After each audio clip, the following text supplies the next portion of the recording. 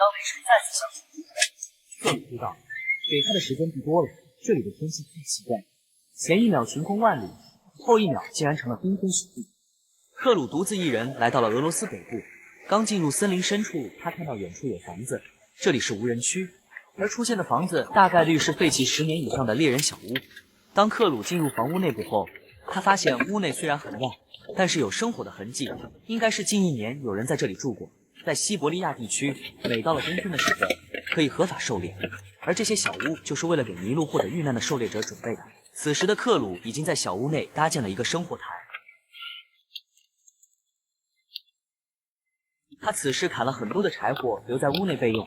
西伯利亚北部森林是很多探索者的天堂，这里有最原始的自然环境，并且这里的野生动物泛滥，而最吸引这些探险者的地方就是这里的极端天气。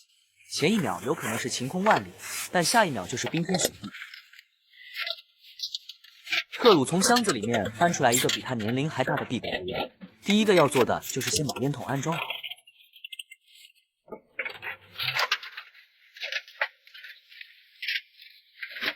当火被点燃之后，此时外面的天气还不错，趁着天还没有黑下来，克鲁要多砍一些木材备用。此刻请注意听远处的雷声，由于庇护所内部已经收拾完了，接下来他就要为晚餐做准备了。他在外面搭出火堆，准备做饭时，克鲁从背包内拿只够吃1顿的食材。他晚上要做一个俄罗斯美食，首先他要把洋葱切成碎末，然后放一些调料和肉混合在一起，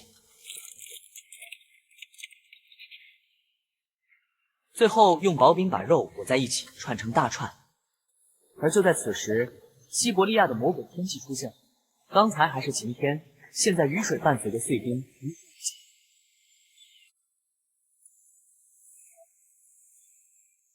而这种天气不会持续很久，因为这只是开胃菜，更大的风雨一定在夜里出现。而此的篝火变成了木炭，克鲁也顾不上那么多了，从屋内直接拿出来了大串放在了火堆上。此时木炭的温度在200度左右，肉串在炭火上面被烤的油脂都滋了出来。当肉的颜色慢慢变浅的时候，克鲁把它翻个面，然后放在了盘子里，拿到了屋内。